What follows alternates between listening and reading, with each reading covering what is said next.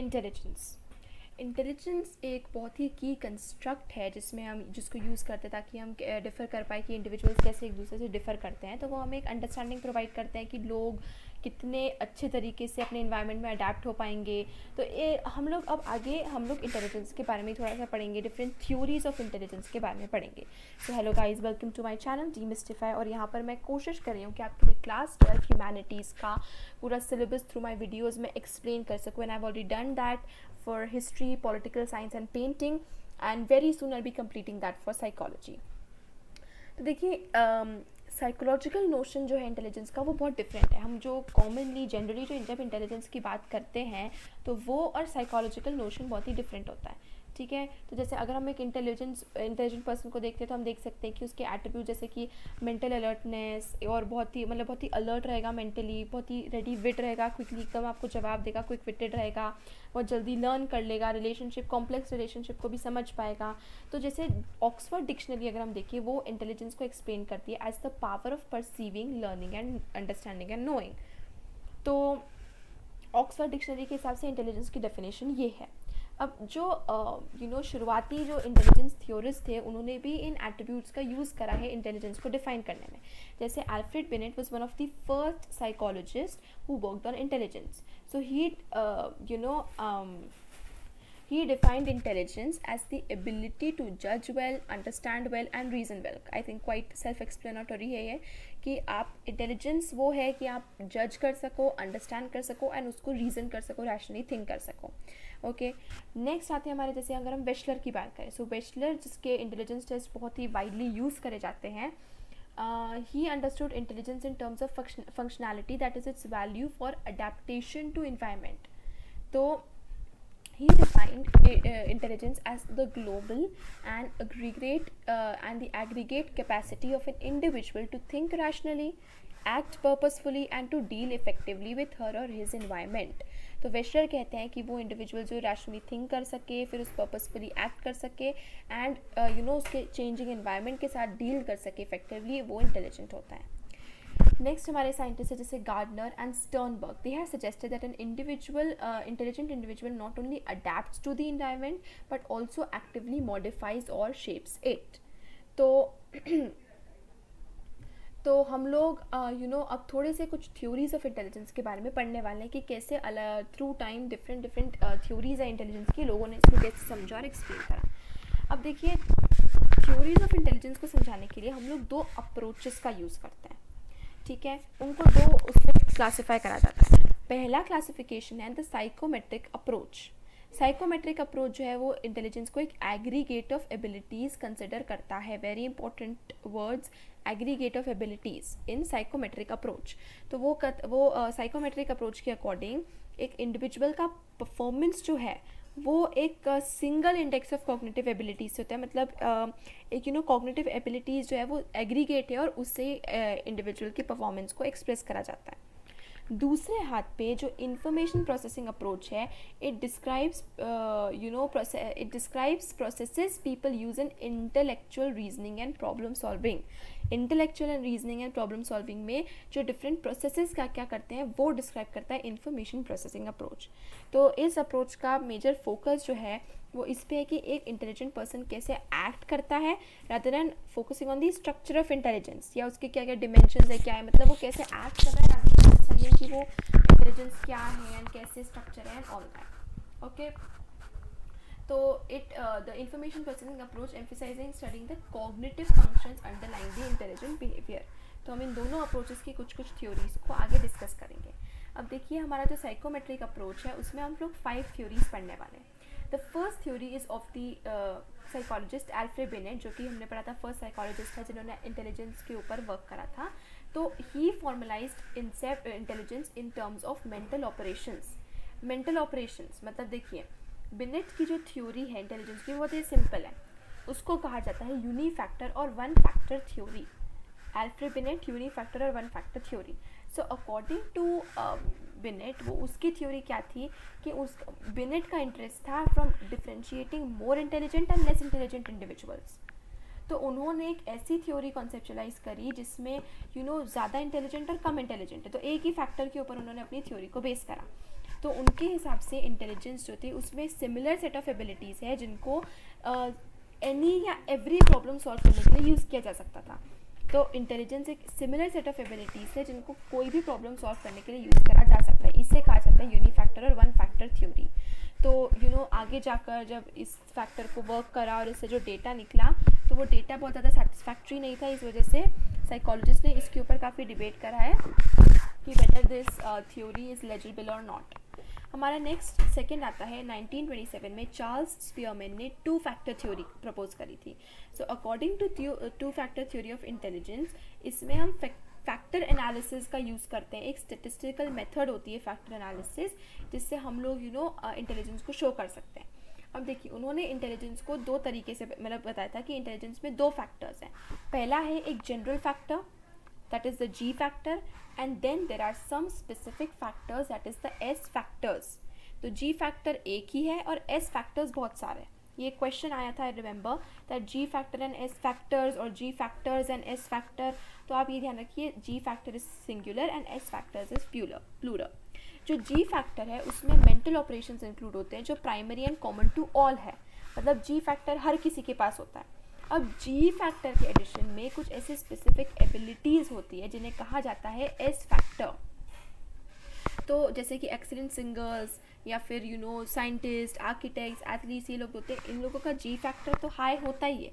साथ ही साथ इनमें कुछ S फैक्टर्स होते हैं जिसमें भी वो हाई होते हैं।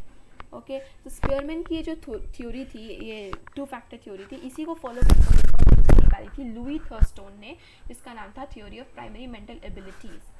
So theory of primary mental abilities. Now according to this theory, intelligence consists of seven primary abilities। Seven primary abilities हैं, ठीक है, and which are independent of the others. देखिए ये प्राइमरी एबिलिटीज़ क्या क्या है? वर्बल कॉम्प्रिहेंशन, मतलब words का मीनिंग ग्रास्प करना, कॉन्सेप्ट समझना, आइडिया समझना। न्यूमेरिकल एबिलिटीज़, मतलब न्यूमेरिकल और कॉम्पिटिशनल स्किल्स में एक्यूरेसी, मैथमेटिकल ऑपरेशंस वगैरह। स्पेशियल रिलेशंस, मतलब पैटर्न्स, फॉर्म्स को विजुअलाइज करना, ठीक है, गुड आर्टिस्ट या पायलट्स एंड ये सब लोग जो होता है उनमें स्पेशल रिलेशंस। परसेप्चुअल स्पीड, यानी डिटेल्स को समझने में कितनी स्पीड हम लोग कितना टाइम लग रहा है। वर्ड फ्लुएंसी, मतलब वर्ड्स को फ्लुएंटली, फ्लेक्सिबली, अलग अलग मीनिंग की तरह यूज़ करना। मेमोरी, दैट इज़ हम कितनी एक्यूरेटली इन्फॉर्मेशन को रिकॉल कर पा रहे हैं। And the seventh is inductive reasoning, that is कि हम प्रेजेंट फैक्ट से कितने रूल्स डिराइव कर पा रहे हैं, कितनी इन्फॉर्मेशन डिराइव कर पा रहे हैं जो फैक्ट्स हमारे सामने प्रेजेंटेड है। तो ये हो गई लुई थर्स्टोन की theory of primary mental abilities. Next आती है आर्थर जेनसन। आर्थर जेनसन ने एक hierarchical model of intelligence propose करी थी जिसमें एबिलिटीज़ जो है वो दो लेवल पे ऑपरेट करती है। पहला है लेवल 1। लेवल 1 जो है वो एसोसिएटिव लर्निंग है जिसमें आउटपुट और इनपुट बहुत कुछ सेम होता है। कहने का मतलब है आपने 1 2 3 4 लर्न करा तो आप 1 2 3 4 बोलोगे, तो इट्स एसोसिएटिव लर्निंग, मतलब output input is almost same. Level 2 को कहा जाता है कॉग्निटिव कॉम्पिटेंस। कॉग्निटिव कॉम्पिटेंस मतलब इसमें हम हायर ऑर्डर स्किल्स को लर्न करते हैं, इसमें हम जो इनपुट ले रहे हैं उसको ट्रांसफॉर्म करके एक इफेक्टिव आउटपुट निकाल सकें। समझ है? तो लेवल 2 में हमारा इनपुट अलग है और उसको यूज़ करके फिर हम एक आउटपुट प्रोड्यूस करते हैं। तो आर्थर जेनसन की level 1 and level 2 hierarchical model of intelligence. हमारा लास्ट आते हैं जेपी गिलफर्ड। जेपी गिलफर्ड ने एक प्रपोज करा था स्ट्रक्चर ऑफ इंटेलेक्ट मॉडल, ठीक है। तो this classify intellectual traits among 3 dimensions. क्या 3 डायमेंशंस है? Operations, contents and products. अब ऑपरेशन जो है, operations are what the respondent does, मतलब एक रिस्पोंडेंट क्या करता है उसे कहा जाता है ऑपरेशन। इसमें हमारे पास 6 सेल्स हैं: cognition, memory recording, memory retention, divergent production, convergent production and evaluation. ये हो गया ऑब्जर्वेशन, इसमें 6 सेल्स हो गए। नेक्स्ट हमारा है dimension content. Content refers to the nature of material, किस नेचर में हमें मटेरियल इन्फॉर्मेशन मिल रही है। तो इसके होते हैं 5 cells. These are visual, auditory, symbolic, that is letters, numbers, semantic, that is words, and behavioral, that is information about people's behaviors, attitudes, needs, etc. तो किस फॉर्म में मेरा विजुअल फॉर्म में, ऑडिटरी फॉर्म में, सिमेंटिक, बिहेवियरल फॉर्म में। इसके 5 sales हो गए कंटेंट्स के। And the last third dimension is the products. Products is the form in which the information is processed by the respondent. तो प्रोडक्ट्स के again 6 units हो गए। 6 सेल्स हो गए units, classes, relations, systems, transformations and implications. तो क्योंकि इस classification में जो कि गिलफोर्ड ने 1988 में करी है, इस क्लासिफिकेशन में 6 into 5 into 6 कैटेगरीज है, therefore this model has 180 cells, 6 categories of operations, 5 categories of content and 6 categories of products. तो इसमें 180 सेल्स प्रेजेंट है इस मॉडल में, और हर सेल में एटलीस्ट 1 फैक्टर या एबिलिटी है होना चाहिए। तो कुछ सेल्स में एक से ज़्यादा भी होते हैं, तो हर फैक्टर को तीनों डिमेंशन में डिस्क्राइब करा जाता है। तो ये जो अब हमने अभी तक जितनी भी 5 थ्योरीज पढ़ी, ये सभी साइकोमेट्रिक अप्रोच है। ओके, साइकोमेट्रिक अप्रोच का यूज़ कर रहे हैं इंटेलिजेंट बिहेवियर को एक्सप्लेन करने के। तो what are the 5 ones? Alfred Binet, first psychologist to study intelligence, conceptualise intelligence. Theory was unifactor और 1 फैक्टर थ्योरी। 1927 में चार्ल्स स्पीयरमैन ने 2 factor theory. Louis Thurstone, theory of primary mental abilities. Arthur Jensen, hierarchical mode of intelligence, level 1 and level 2 associative learning and cognitive competence. And then comes J.P. Guilford, 1988, structure of intellect model with operations, content and products as the 3 dimensions of intelligence and with 180 cells. Okay, तो ये हमने यहाँ पे quick summary ले ली। अब हम पढ़ेंगे theory of multiple intelligence. Theory of multiple intelligence. This was proposed by Howard Gardner. ओके, तो according to Harvard Gardner intelligence एक सिंगल एंटिटी नहीं है, बहुत अलग अलग टाइप की इंटेलिजेंस जो है वो एग्जिस्ट करती है, और हर इंटेलिजेंस जो वो एक दूसरे से इंडिपेंडेंट है। मतलब ज़रूरी नहीं कि आपके पास एक इंटेलिजेंस है तो दूसरी होगी। दोनों इंटेलिजेंस जो है वो इंडिपेंडेंट है, लेकिन वो एक साथ काम करती है। मतलब कोई भी प्रॉब्लम का सोल्यूशन निकालने के लिए सभी इंटेलिजेंस, मतलब बहुत सारी डिफरेंट इंटेलिजेंस जो है वो एक साथ काम करती है। ओके, तो गार्डनर ने बहुत एक्सट्रीमली टैलेंटेड पर्सन्स की स्टडी करी, जिन्होंने बहुत एक्सेप्शनल एबिलिटीज शो करी उनके रिस्पेक्टिव एरियाज़ में, और 8 types of intelligence Harvard Gardner ने एक्सप्लेन करी। First is linguistic. Linguistic means an ability to produce and use language. तो linguistic intelligence is the capacity जिसमें हम लैंग्वेज को फ्लुएंटली और फ्लेक्सिबली यूज़ कर सकते हैं, ताकि हम हमारे थिंकिंग को फ्लेक्सिबली समझ सके, और दूसरों की थिंकिंग को समझ सके वो जो कह रहे हैं। तो जैसे जो लोग लिंग्विस्टिक इंटेलिजेंस में हाई होते हैं वो बहुत ही वर्ड स्मार्ट होते हैं, ठीक है, they are sensitive to different shades of word meanings, बहुत ही आर्टिकुलेट होते हैं, लिंग्विस्टिक इमेजेस अपने माइंड में क्रिएट कर पाते हैं, and the poets, writers, they are very strong in linguistic intelligence. Next होता है लॉजिकल एंड मैथमेटिकल। अब logical mathematical is an ability to think logically and critically and solve problems. तो जो पर्सन्स लॉजिकल और mathematical intelligence में high होते हैं वो एब्स्ट्रैक्ट रीजनिंग कर पाते हैं, लॉजिकल रीजनिंग कर पाते हैं, तो इसको कहा जाता है लॉजिकल एंड मैथमेटिकल इंटेलिजेंस। जैसे नोबेल प्राइज विनर साइंटिस्ट हो गए, वो लॉजिकल और मैथमेटिकल रीजनिंग में काफ़ी हाई होते हैं। Next is spatial. Spatial intelligence is the ability to form visual images and patterns. मतलब इसका मतलब कि हम हमारे माइंड में कितने मेंटल इमेजेस फॉर्म कर पा रहे हैं। जैसे कि जो लोग स्पेशल इंटेलिजेंस में हाई होते हैं वो they are good painters, pilots, sculptures, architects, interior decorators, surgeons etcetera. Next हमारी intelligence in musical. Musical is the ability to produce and manipulate musical rhythms and patterns. तो ये वो कैपेसिटी है जिसमें हम डिफरेंट म्यूजिकल पैटर्न्स को create कर सकते हैं, समझ सकते हैं। तो जो म्यूजिकल पैटर्न्स में म्यूजिकल इंटेलिजेंस में जो पर्सन्स हाई होते हैं वो बहुत ही सेंसिटिव होते हैं साउंड वाइब्रेशंस को लेकर, नए पैटर्न्स और साउंड। मतलब ज़रा भी आपने देखा होगा जो म्यूज़िक टीचर्स होते हैं बहुत क्लियरली आपको बता सकते हैं कि okay this note is wrong, सारे गामा में बहुत ईजीली डिफ्रेंशिएट कर पाता है। Next is bodily kinaesthetic. This is the ability to use whole और portions of the body flexibly and creatively. तो मतलब हमारा या तो पूरी बॉडी को या पोर्शन ऑफ द बॉडी को हम किस तरीके से यूज़ कर रहे हैं हमारा पर्पस। जैसे कि जो लोग बॉडीली काइनेस्थेटिक में बहुत अच्छे होते हैं वो लोग एथलीट्स अच्छे होते हैं, डांसर्स अच्छे होते हैं, एक्टर्स अच्छे होते हैं, स्पोर्ट्स पर्सन, जिमनास्ट, सर्जन्स, इन सभी लोगों में बॉडीली काइनेस्थेटिक इंटेलिजेंस हाई होती है अकॉर्डिंग टू हार्वर्ड गार्डनर। अब आते हैं हमारी दो इंटेलिजेंस, इंटरपर्सनल और इंट्रापर्सनल। थोड़ा सा ये कंफ्यूज हो जाता है तो आप याद रखिए। इंटर मतलब बीच में, दो लोगों के बीच में जब बात करते हैं उसको कहा जाता है इंटर।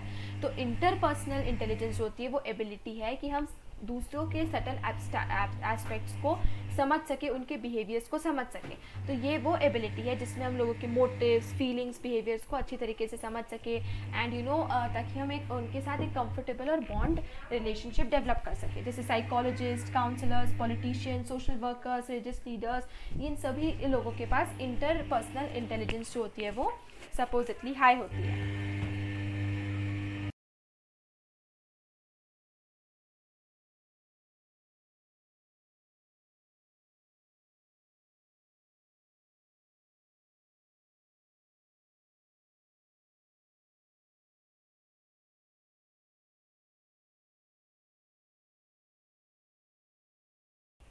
नेक्स्ट हमारे पास आता है intrapersonal. Now this is the ability to understand one's own feelings, motives and desire. खुद को समझना, खुद का समझना।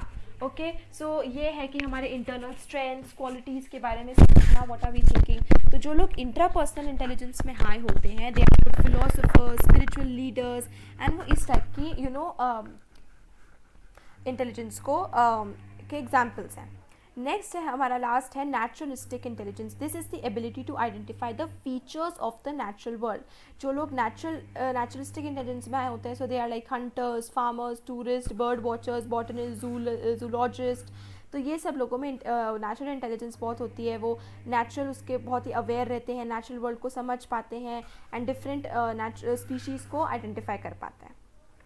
तो हार्वर्ड गार्डनर की हमारी हो गई थ्योरी ऑफ मल्टीपल इंटेलिजेंस। अब लोग आते हैं रॉबर्ट स्टर्नबर्ग की triarchic theory of intelligence in the year 1985। तो Sternberg views intelligence as the ability to adapt, to shape and select environment to accomplish one's goals and those of one's society and culture। ये हम जो अभी ऊपर हमने पढ़ा था, मतलब हमारे प्रीवियस वाले वीडियो में नहीं, इसी वीडियो में जो हमने पढ़ा था इंटेलिजेंस की डिफरेंट डेफिनेशंस, एल्फ्रेड बिनेट की, वेशलर की, तो उसी तरीके से ये भी एक डेफिनेशन है। According to Robert Sternberg, the ability to adapt, shape and select environment to accomplish one's goals of those of one's societies and culture is known as intelligence। तो according to triarchic theory of intelligence, according to Robert Sternberg, 3 basic type of intelligence होती है, componential, experiential and contextual. Okay, तो अब देखिए कॉम्पोनेंशियल intelligence जो होती है वो क्या होता है, इज़ द एनालिटिकल इंटेलिजेंस। कॉम्पोनेंशियल और एनालिटिकल इंटेलिजेंस जो होती है वो ये होती है कि analysis of information to solve problems, मतलब हम किस तरीके से इन्फॉर्मेशन को एनालाइज करके प्रॉब्लम्स को सॉल्व कर सकते हैं। तो जो लोग कॉम्पोनेंशियल इंटेलिजेंस में हाई होते हैं, they think analytically and succeed in schools।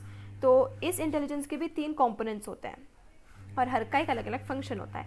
पहला है नॉलेज एक्विजिशन कंपोनेंट। इसमें it is responsible for learning and acquisition of the ways of doing things. तो ये हो गया कॉम्पोजिशन, ये हो गया नॉलेज एक्विजिशन। सेकेंड होता है मेटा और high order component which involves planning concerning to do, how to do. मतलब पहला हो गया नॉलेज एक्विजिशन, हमने पहले में लर्न कर लिया, नॉलेज एक्वायर कर लिया। सेकेंड होता है मेटा और हायर ऑर्डर कंपोनेंट, इस वाले में हम लोग प्लानिंग करते हैं कि हम कैसे करें, क्या करें। और थर्ड होता है परफॉर्मेंस कंपोनेंट, जिसमें हम एक्चुअली उस चीज़ को परफॉर्म करते हैं।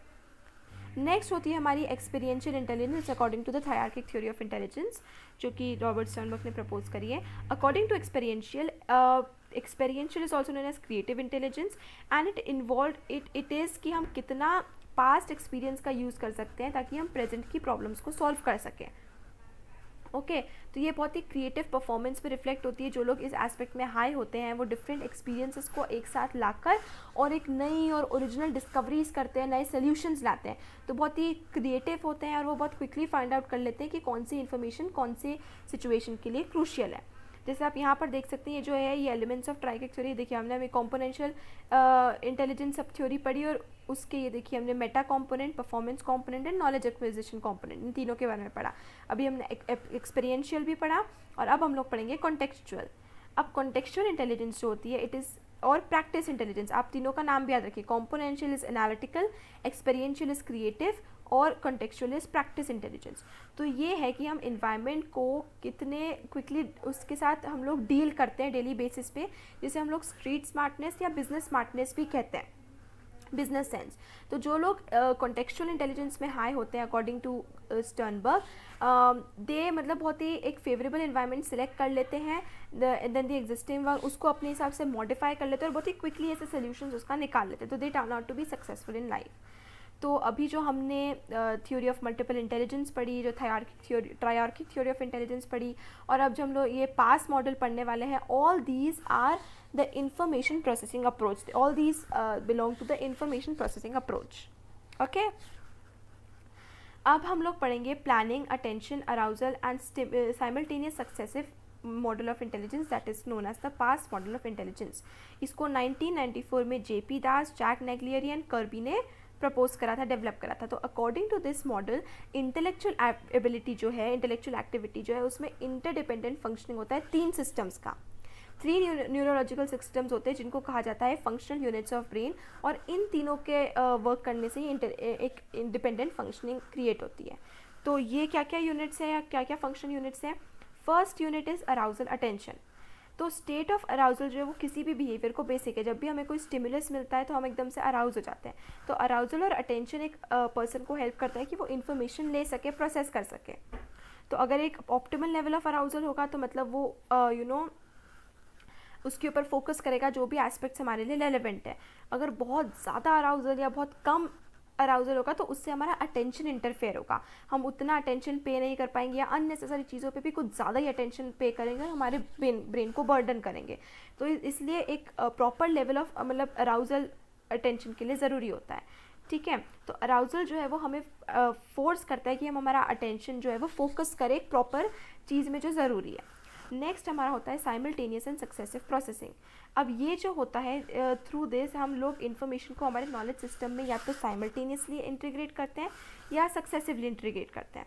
देखिए, साइमल्टेनियस प्रोसेसिंग तब होती है जब हम लोग कंसेप्ट्स और आइडियाज़ के बीच में रिलेशंस परसीव कर पाते हैं और उनका हम एक मीनिंगफुल पैटर्न फॉर्म कर पाते हैं।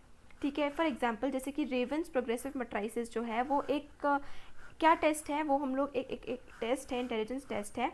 इसमें क्या होता है कि एक पैटर्न दिया रहता है और उस पैटर्न का एक पोर्शन हटा दिया जाता है। अब हमें 6 ऑप्शंस दिए जाते हैं और हमें उसमें से एक ऑप्शन को चूज़ करना पड़ता है ताकि हम उसको करेक्ट ऑप्शन और पैटर्न को चूज़ करके वहाँ पे फिट करें और वो पैटर्न कंप्लीट हो सके। तो ये होता है साइमल्टेनियस प्रोसेसिंग का एग्जाम्पल। ओके, तो इसमें हम लोग उसका एक रिलेशन फॉर्म कर पाते हैं। ठीक है, तो हम जैसे कि एब्स्ट्रैक्ट फिगर्स के बीच में हम लोग एक रिलेशनशिप फॉर्म कर पाते हैं।